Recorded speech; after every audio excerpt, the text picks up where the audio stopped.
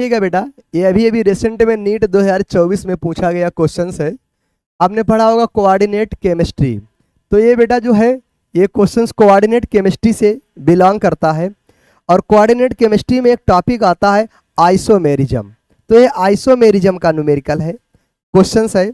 देखेंगे इस क्वेश्चंस को। जैसे पहला ऑप्शन है जो इसका, पहला ऑप्शन क्या कह रहा है आपसे, ये कलर क्या आपको दिख रहा है, अच्छे से दिख रहा है? तो पहला ऑप्शन क्या कह रहा है? पहले ऑप्शन में दिया गया है CONH3 का होल 5। ध्यान दीजिएगा बेटा। और आगे क्या कह रहा है? आगे कह रहा है आपका NO2।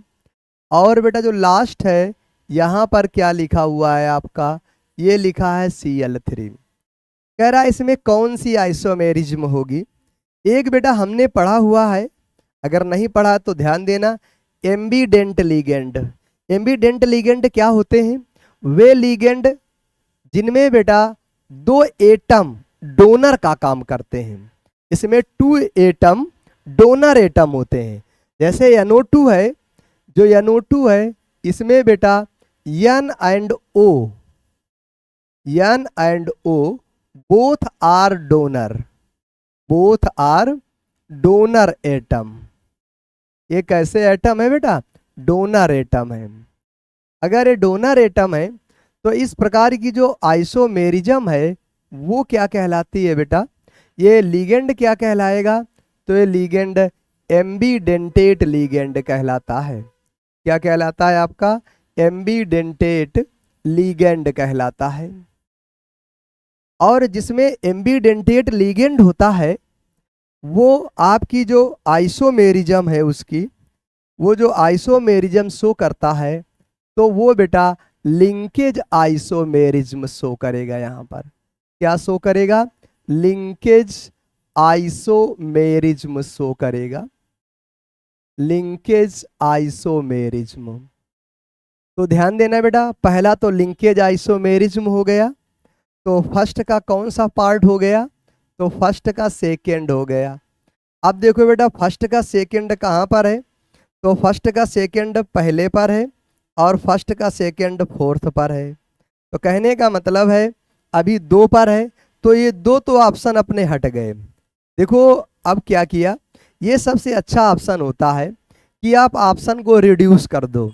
बेटा 2 एंड 3 पहले से ही हट गए, लेकिन आपको क्या करना है, अभी आगे और देखना है सेकंड सही है या फिर बेटा थर्ड सही है।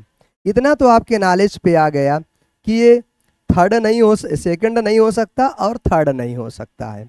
अब एक को और चेक करते हैं बेटा, फिर हम लोग यहाँ डिसाइड कर सकते हैं। बी वाले को हम लोग चेक करते हैं। बी वाला क्या है अपना? CO।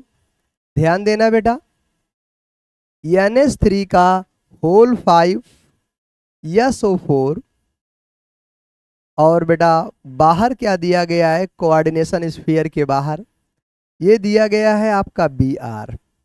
तो बेटा ध्यान देना, ये जो SO4 और BR हैं, ये जो आपके SO4 और BR हैं, ये बेटा आयन है और आयंस इंटरचेंज हो सकते हैं। आयंस आर इंटरचेंज, इंटरचेंज किसके साथ? इंटरचेंज विथ, ध्यान देना, विथ, ये कहलाता है कोऑर्डिनेशन स्फीयर, ये कहलाता है ionisation sphere. With coordination sphere, with coordination sphere and ionisation sphere, and ionisation sphere. तो इस प्रकार जो आयन चेंज होते हैं, जब बेटा आयन चेंज होते हैं तो इस प्रकार जो आइसोमेरिज्म होती है उसे हम लोग क्या कहते हैं? उसे हम कह देते हैं आयोनाइजेशन आइसोमेरिज्म। क्या कह देते हैं बेटा? Ionisation isomerism. तो ये आयोनाइजेशन आइसोमेरिज्म हो गई। तो ध्यान देंगे बेटा, हम लोग सेकंड थर्ड को तो पहले से हटा चुके हैं, फर्स्ट और फोर्थ में हमको देखना है। बी देखेंगे, बी चेक करेंगे, बी क्या होना चाहिए। तो बेटा यहाँ पर अगर देखते हैं तो बी क्या होना चाहिए आपका, बी बेटा आपका थर्ड जाना चाहिए। तो देखो किसमें बी थर्ड गया है, फोर्थ में तो बी फोर गया है, पहले वाले में बी थर्ड गया है। तो यहीं से आपको मालूम हो गया कि इसका आंसर क्या हो गया, सेकंड हो गया। ये सबसे बेटर मेथड है बेटा, जिसमें हम लोग ऑप्शन को रिड्यूस करते हैं।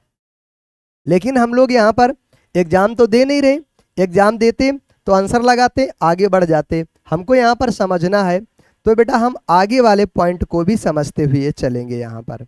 तो देखिएगा आगे वाले पॉइंटों को हम लोग समझते हैं। हमारा सी क्या है, सी में देखेंगे बेटा, सी में दिया गया है CONH3, यहाँ पर फोकस करिएगा बेटा, CONH3 का होल 6।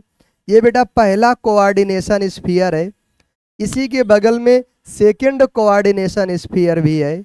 ये क्या हो जाएगा, CrCN का होल 6 हो जाएगा।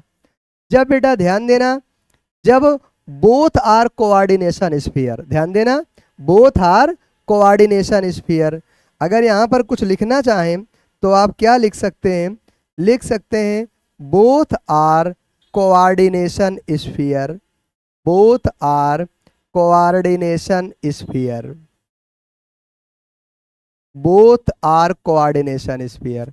जब बेटा बोथ आर कोऑर्डिनेशन स्फीयर है तो ये आइसोमेरिज्म क्या कहलाएगी, दैट इज कोऑर्डिनेशन आइसोमेरिज्म। यहाँ पर दिया गया है कोऑर्डिनेशन आइसोमेरिज्म। तो ये बेटा कोऑर्डिनेशन आइसोमेरिज्म आ गई आपकी। अब और आगे चलते हैं, कोऑर्डिनेशन आइसोमेरिज्म आ गई। अब देख सकते हैं सी का फोर्थ बिल्कुल राइट आंसर है, आप चेक भी कर लीजिए। जो ये सी है, सी का क्या आया है, फोर्थ आ गया है। तो सी का फोर्थ पहले वाले में ही है। अब डी बचा है, वैसे फर्स्ट दिख रहा है लेकिन फिर भी हमें क्योंकि समझाना है तो हम डी पर आ जाते हैं। डी अपना क्या कह रहा है, COH2O का होल 6। ध्यान देना बेटा, COH2O का होल 6 Cl3। इसमें क्या है बेटा, वाटर मॉलिक्यूल्स है, मतलब यहाँ पर हाइड्रेट है, और जहाँ पर हाइड्रेट होता है या वाटर मॉलिक्यूल्स का एक्सचेंज होता है वहाँ पर आपका क्या हो जाता है बेटा, हाइड्रेट एक्सचेंज हो सकता है। यहाँ पर क्या एक्सचेंज हो सकता है, हाइड्रेट एक्सचेंज हो सकता है। और जहाँ पर हाइड्रेट एक्सचेंज होता है वहाँ पर बेटा कौन सी आपकी आइसोमेरिज्म हो जाएगी, सॉल्वेट आइसोमेरिज्म हो जाएगी। क्या हो जाएगी, सॉल्वेट आइसोमेरिज्म। इस प्रकार से आपने आइसोमेरिज्म का कॉन्सेप्ट देखा होगा।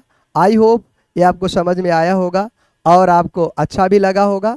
अच्छा लगा है, समझ में आया है तो चैनल को लाइक करिए, शेयर करिए और सब्सक्राइब भी करिए। Thank you, have a nice day.